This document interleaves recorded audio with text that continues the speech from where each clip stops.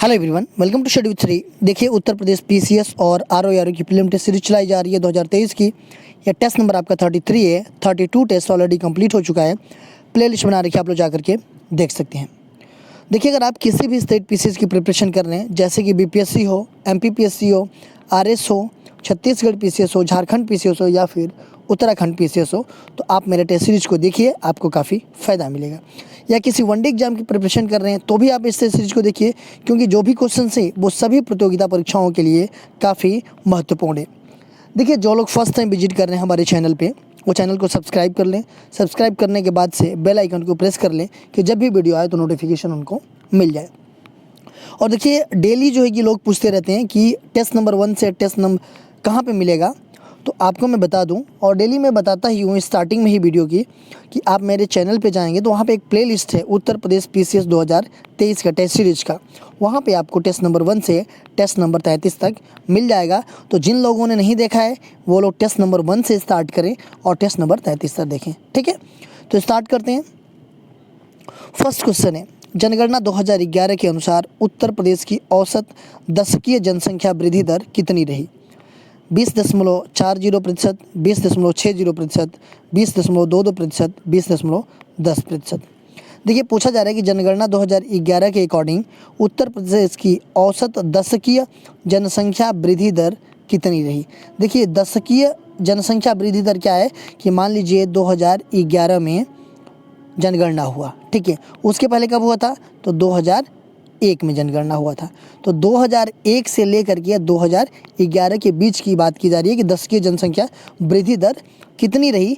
तो ये वृद्धि दर रही आपका उत्तर प्रदेश का 20.22%, ये रही, जो कि ये राष्ट्रीय औसत वृद्धि दर से 17.7% जो है कि ये अधिक है।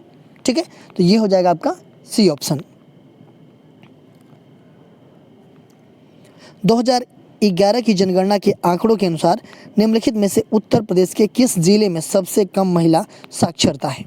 रामपुर, बलिया, देवरिया, गोरखपुर। देखिए, पूछा जा रहा है कि 2011 की जनगणना के अकॉर्डिंग जो आंकड़ा है उसके अकॉर्डिंग उत्तर प्रदेश में कौन सा ऐसा जिला है जो कि सबसे कम महिला साक्षरता है?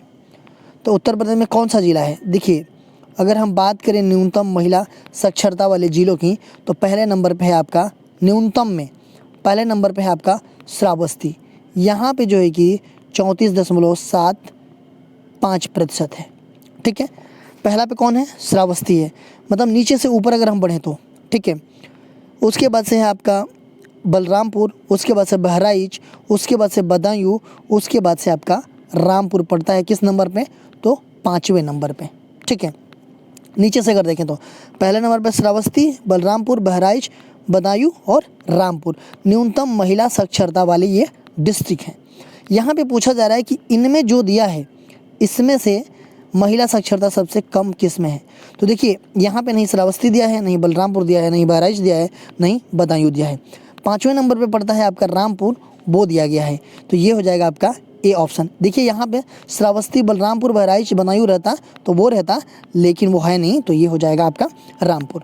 देखिए, अगर बात करें सर्वाधिक महिला साक्षरता वाले डिस्ट्रिक्ट कौन से हैं, तो ये पहला नंबर पे आता है आपका कानपुर नगर। यहाँ पे जो है कि 75.05% महिलाएं साक्षर हैं। ठीक है, उसके बाद से दूसरा नंबर पे आता है लखनऊ, तीसरा नंबर पे गौतम बुद्ध नगर, चौथा नंबर पे औरैया एंड 5वां नंबर पे गाजियाबाद आता है। तो अगर सर्वाधिक महिला साक्षरता वाले डिस्ट्रिक्ट कौन सा है, तो कानपुर है, और न्यूनतम महिला साक्षरता वाला डिस्ट्रिक्ट है श्रावस्ती, बट श्रावस्ती इसमें है नहीं, तो ये हो जाएगा आपका रामपुर। और यहाँ पे रामपुर में कितना है? 44.44%। ठीक है, 44.44%। ठीक है, सूची फर्स्ट को सूची सेकंड से सम्मिलित कीजिए तथा सूचियों के नीचे दिए गए कोड का उपयोग करके सही उत्तर का चयन कीजिए। देखिए, सूची फर्स्ट दिया गया है और सूची सेकंड दिया गया है। सूची फर्स्ट में नाम दिया गया है और सूची सेकंड में क्या दिया गया है? ये विभाग का नाम दिया गया है। ठीक है, तो देखिए, बलबन ने कौन सी विभाग की स्थापना किया? मतलब किसके, तो मतलब कौन से विभाग की स्थापना किया बलबन ने? तो बलबन ने किया आपका दीवान ए आरिज विभाग की स्थापना किया। मतलब दीवान ए आरिज की स्थापना किसके द्वारा किया गया?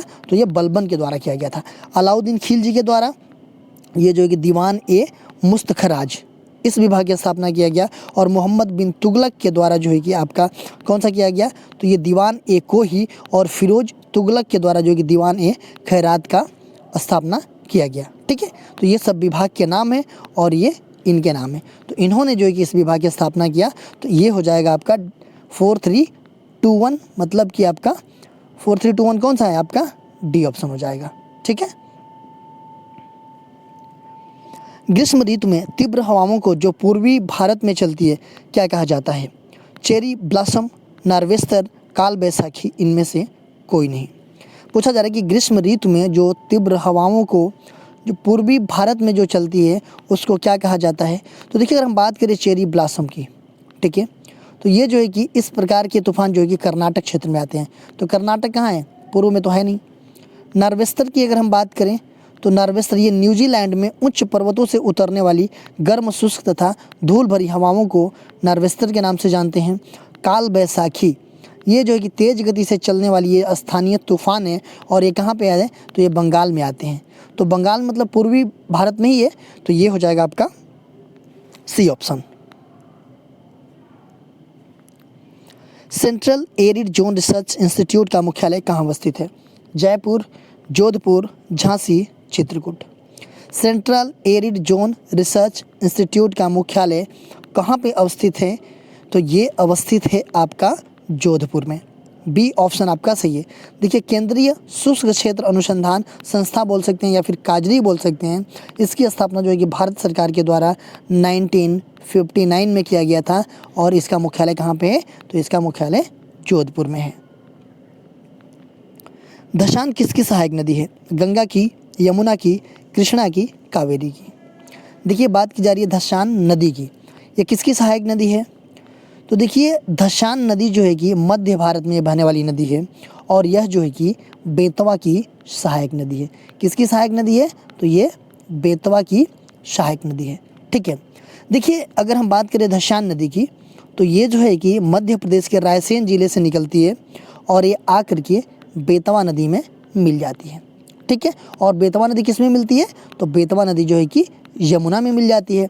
तो यहाँ पे बेतवा ऑप्शन में है नहीं, तो ये हो जाएगा आपका यमुना की, क्योंकि देखिए धशान किसकी सहायक नदी है, वो है बेतवा की, और बेतवा किसकी सहायक नदी है, वो है यमुना की। अगर ऑप्शन में बेतवा होता तो धशान जो है कि बेतवा की सहायक नदी हो जाती, लेकिन बेतवा नदी भी तो जा कर के मिलती है कहाँ पे, तो यमुना नदी में। तो यमुना नदी की सहायक नदी हो जाएगी बेतवा नदी और बेतवा की सहायक हो जाएगी धशान। तो इसमें ऑप्शन में यमुना है, तो ये हो जाएगा आपका बी ऑप्शन। प्रताप पत्र नामक समाचार पत्र के संस्थापक कौन थे, हरिश्चंद्र मुखर्जी, गणेश शंकर विद्यार्थी, जुगुल किशोर, मोहम्मद अली जिन्ना। देखिए प्रताप पत्र नामक समाचार पत्र के संस्थापक कौन थे, तो इसके संस्थापक थे गणेश शंकर विद्यार्थी। इनके द्वारा जो है कि ये 1913 ईस्वी में कानपुर से ये निकालना प्रारंभ किया गया था, प्रताप पत्र नामक समाचार पत्र। सूची फर्स्ट को सूची सेकंड से सम्मिलित कीजिए तथा सूचियों के नीचे दिए गए कोड का उपयोग करके सही उत्तर का चयन कीजिए। देखिए सूची फर्स्ट और सूची सेकंड दिया गया है यहाँ पे। मॉर्फिन की अगर हम बात करें तो ये जो है कि आपका है एनाल्जेसिक, ये जो है कि इससे संबंधित है। सोडियम, सोडियम को कहाँ पे रखा जाता है, सोडियम को कैरोसिन तेल में रखा जाता है। और बोरिक एसिड जो होता है ये जो है कि एक जो है कि एंटीसेप्टिक दवाओं की श्रेणी में आता है। और जर्मन सिल्वर क्या है, तो यह एक मिश्र धातु है। ठीक है, तो ये हो जाएगा आपका कौन सा 3412, 3412 आपका सी ऑप्शन हो जाएगा। किस अधिनियम के तहत वार्षिक बजट पर बहस का अधिकार भारतीय संसदों को मिला, भारतीय परिषद अधिनियम 1892 के तहत, भारत शासन अधिनियम 1919 के तहत, भारत शासन अधिनियम 1935 के तहत और भारतीय स्वतंत्रता अधिनियम 1947 के तहत। पूछा जा रहा है कि किस अधिनियम के तहत जो है कि वार्षिक बजट पर बहस करने का अधिकार भारतीय सदस्यों को मिला। देखिए वार्षिक बजट पर बहस करने का अधिकार तो भारतीय सदस्यों को मिला और प्रश्न पूछने का भी अधिकार मिला, लेकिन मतदान करने या अनुपूरक प्रश्न पूछने का अधिकार नहीं मिला। ये कौन से अधिनियम के तहत, तो ये जो है कि भारतीय परिषद अधिनियम 1892 के तहत। ठीक है, कौन सा अनुच्छेद अस्पृश्यता का अंत करता है? अनुच्छेद 15, अनुच्छेद 10, अनुच्छेद 17, अनुच्छेद 18।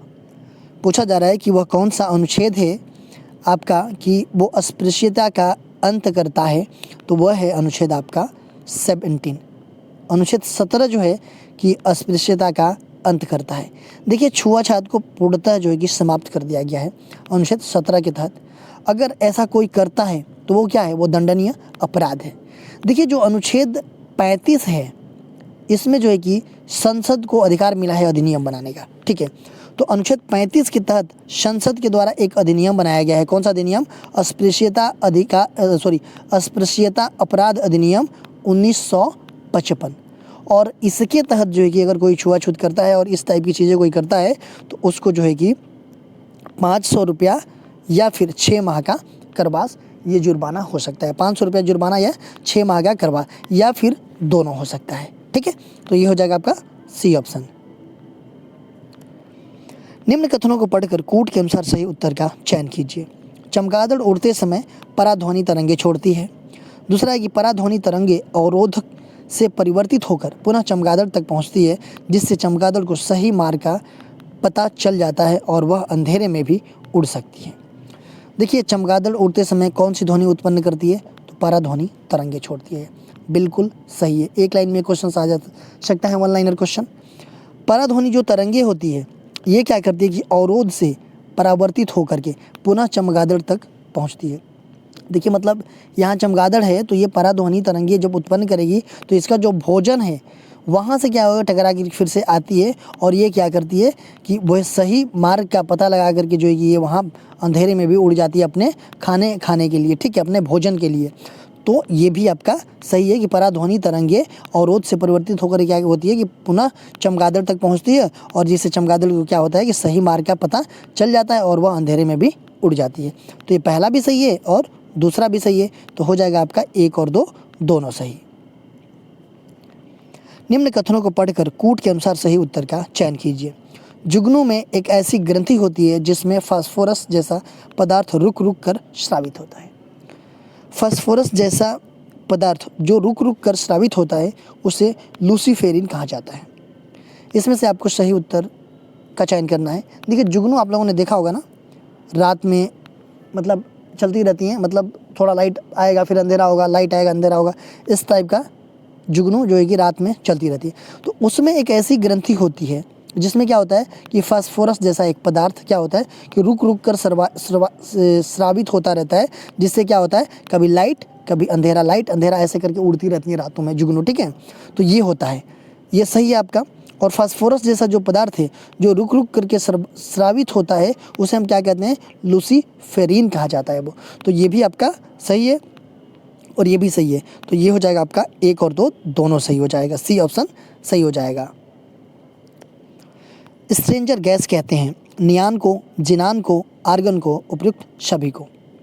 देखिए पूछा जा रहा है कि स्ट्रेंजर गैस किसे कहते हैं?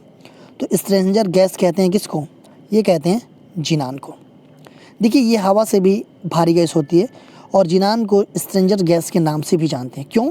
क्योंकि देखिए ग्रीक भाषा में क्या होता है कि जिनान का अर्थ क्या होता है? तो स्ट्रेंज होता है ग्रीक भाषा में, इसलिए जो है कि जिनान को स्ट्रेंजर गैस भी कहते हैं। देखिए इसका परमाणु क्रमांक क्या होता है? तो इसका परमाणु क्रमांक जो है कि 54 है।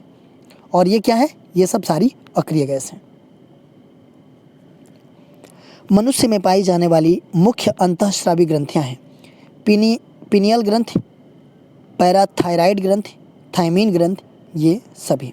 देखिए मनुष्य में पाए जाने वाली जो मुख्य अंतःस्रावी ग्रंथियां हैं वो पेनियल ग्रंथि भी है, पैराथायराइड ग्रंथि भी है और थाइमस ग्रंथि भी है। तो इसका मतलब कि ये सभी हैं। विटामिन या उनके वैज्ञानिक नाम का सही युग्म बताइए। विटामिन ए का रासायनिक नाम बोल सकते हैं या फिर वैज्ञानिक नाम बोल सकते हैं, क्या है? तो वो रेटिनॉल है। विटामिन ई का रासायनिक नाम या वैज्ञानिक नाम क्या है? तो टेकोफेराल है। और विटामिन B3 का रासायनिक नाम है नियासिन। तो इसका मतलब कि जो वैज्ञानिक नाम दिया गया है और विटामिन का नाम दिया गया है सही युग्म है, तो ये तीनों सही है। तो इसका मतलब कि हो जाएगा आपका सभी सही सुमेलित हैं। जूट का रेशा पौधे के किस भाग से प्राप्त किया जाता है?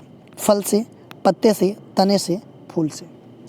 देखिए जूट का रेशा पौधे के किस भाग से प्राप्त किया जाता है? तो ये प्राप्त किया जाता है आपका किससे? तने से। देखिए अभी तो ये सब सारी चीज़ें नहीं बोई जाती है, पहले क्या हुआ जूट की खेती होती थी, ठीक है।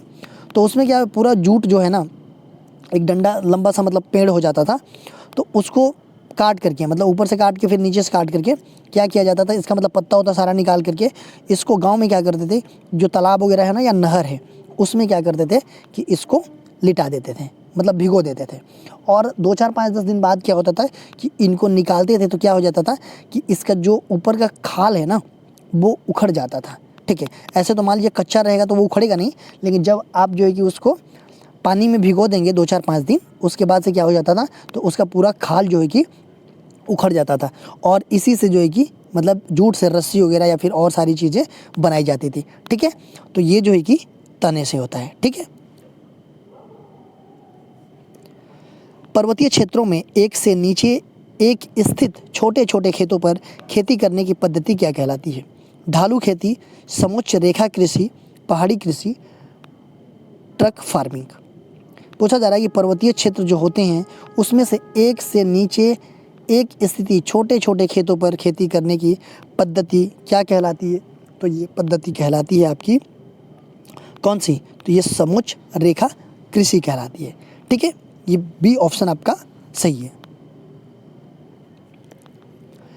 निम्नलिखित में से किन लोगों को भारत का सबसे पुराना निवासी माना जाता है? मंगोलायड, निग्रिटो, भूमध्य सागरीय, नार्डिक। देखिए पूछा जा रहा है कि किन लोगों को भारत का सबसे पुराना निवासी माना जाता है? तो ये माना जाता है निग्रिटो को। बी ऑप्शन आपका सही है। ब्लैक फॉरेस्ट पर्वत की सही अवस्थिति क्या है? केन्या में, जर्मनी में, इटली में, फिनलैंड में। देखिए ब्लैक फॉरेस्ट पर्वत ये कहाँ पे है? तो ये जो है कि आपका जर्मनी के बादेन वुर्टेमबर्ग में ये सिचुएटेड है, ठीक है। कहाँ पे? बादेन वुर्टेमबर्ग में ये सिचुएटेड है, जर्मनी में ब्लैक फॉरेस्ट पर्वत। देखिए क्वेश्चन पूछा गया था आप लोगों से पिछले वीडियो में कि जनगणना 2011 के अनुसार उत्तर प्रदेश के किस जिले की दशकीय वृद्धि दर सर्वाधिक रही? बहराइच की, महाराजगंज की, रामपुर की, इलाहाबाद की। तो जनगणना 2011 के अकॉर्डिंग जो है कि उत्तर प्रदेश के किस जिले की दशकीय वृद्धि सर्वाधिक रही? तो वो रही आपकी किसकी? तो ये बहराइच की, ठीक है। देखिए कल ही की वीडियो में जो है कि मैंने डिस्कस किया था कि जनगणना जो है कि पहली बार कब किया गया था और किसके कार्यकाल में किया गया था, ये आप लोग कमेंट बॉक्स में मुझे बताइएगा, ठीक है। देखिए आज के ये क्वेश्चन है कि वोल्टा बेसिन की अवस्थिति बताइए। घाना, केन्या, मिस्र, दक्षिण अफ्रीका। देखिए वोल्टा बेसिन जो है इसकी अवस्थिति कहाँ पे है ये आप लोगों के कमेंट बॉक्स में बताना है। इसका आंसर मैं नेक्स्ट वीडियो में बताऊंगा। देखिए आप हमारे चैनल को सब्सक्राइब कर लीजिए, सब्सक्राइब करने के बाद से बेल आइकन को प्रेस कर लीजिए कि जब भी वीडियो आए तो आपको नोटिफिकेशन मिल जाए। मेरा दूसरा चैनल है श्री जीएस पॉइंट, आप इसको भी सब्सक्राइब कर लीजिए। सब्सक्राइब करने के बाद से बेल आइकन को प्रेस कर लीजिएगा। देखिए स्टडी विद श्री फेसबुक पे मेरा पेज है और इंस्टाग्राम पे हमारी आईडी है study with Shri 25 and Shri GS point. इन दोनों को फॉलो कर लीजिए। और स्टडी विद श्री का एक मेरा चैनल है टेलीग्राम पे, इन सब सारे का लिंक जो है कि आपको डिस्क्रिप्शन में मिल जाएगा। आप वहाँ पे क्लिक करते यहाँ पे पहुँच जाएंगे। तो इन सब सारे जगहों से कनेक्ट हो जाइए। इन सब सारे जगहों पे स्टडी से रिलेटेड चीज़ें पोस्ट की जाती है जिससे आप लोगों को फ़ायदा पहुँच सकता है।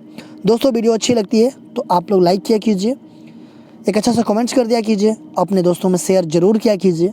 अगर वीडियो अच्छी नहीं लगती है तो आप लोग डिसलाइक कर दिया कीजिए और कमेंट बॉक्स में मुझे बताइए कि डिसलाइक क्यों किया वीडियो देखने